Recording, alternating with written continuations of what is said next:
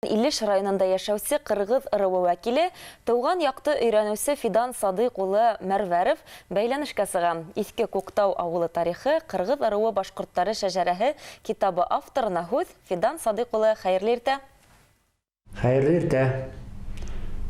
Ауыл тарихлары шәжәрәләрен өйрәнгән ваҡытта элекке шәжәрәләр булыу зур ярҙам итә.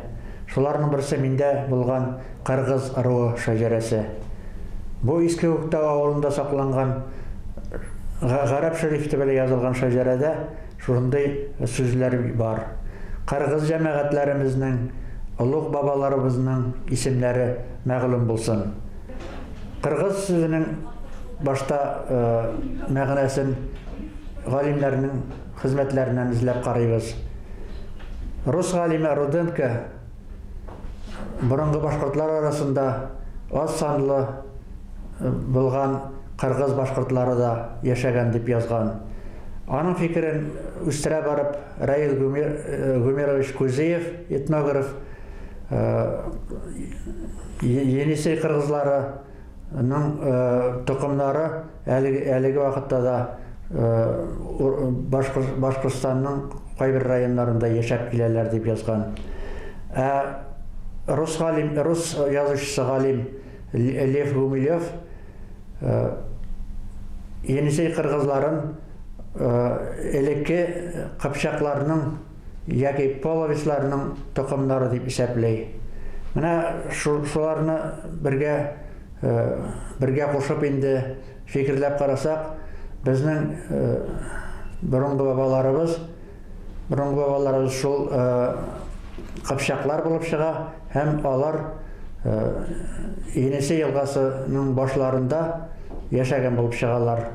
1632 йылда алған грамота нигеҙендә без төзөдөк Ҡырғыҙ ырыуының волос ерләрен, карта төзөлдө.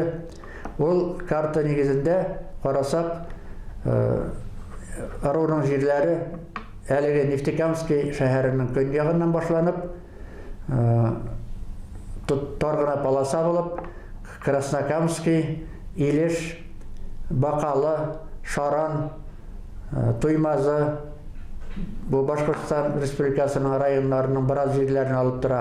Артаба Татарстан Республикасының берничә районының җирләрен алып торған Баулы районы, Бөгөлмә районы, Ютазы районы, Лениногорский, Әлмәт, Азнакай райондарының біраз җирләрен алып торған ырыуның җирләре. Менә шушы ырыу җирләрендә безнең 50-дән артык Ҡырғыҙ ырыуы ауыллары урнашҡан.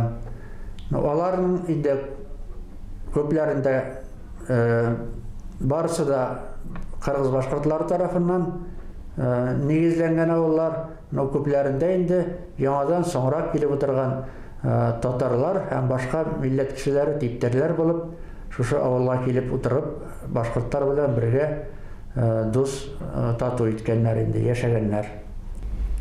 Шундан соң безнең шәжәрә зур ярҙам итте ауылларның тарихларын ачыҡларға, ырыуның ауыллары тарихын, аларның исемдәрен ачарға. Чөнки шәжәрәдә шушы ауылларны нигеҙләгән кешеләрнең исемдәре күпләр. Мәсәлән, Тыпый ауылы.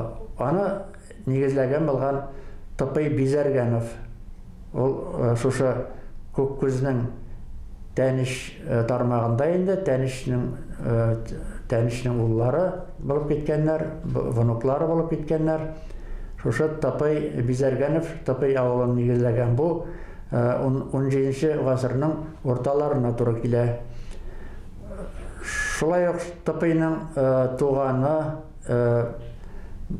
әлегечә әйткәндән племянниге Илеш Айтуғанов булған, Илеш ауылын нигеҙләгән. Безнең бит инде район 1935 йылда ғына ойошҡан, 35 йылда Илеш районы ойошҡан. Шушы Илешнең исеме безнең яңа ойошҡан районға ҡушылып киткән инде. Аҡтанышта булған ваҡытта мин аҡтанышлардан сезнең ауылығыҙның исеме ҡайҙан сыҡҡан дип сорауға, алар Ақташ исеменнән чыккан булырга тиеш дигән версия әйттеләр. Ләкин мин үзебездән булган материал белән таянып, аның исеме Тәниш исеменнән чыккан дип әйтәм.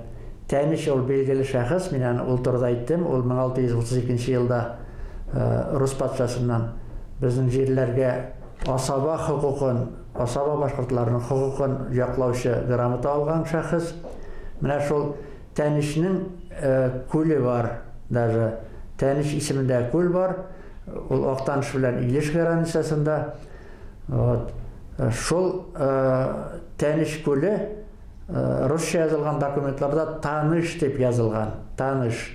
Значит, Танышка, Таныш сүзенә ул исем бит инде. Шуңа кушылып, башта приставка кушылган Ак.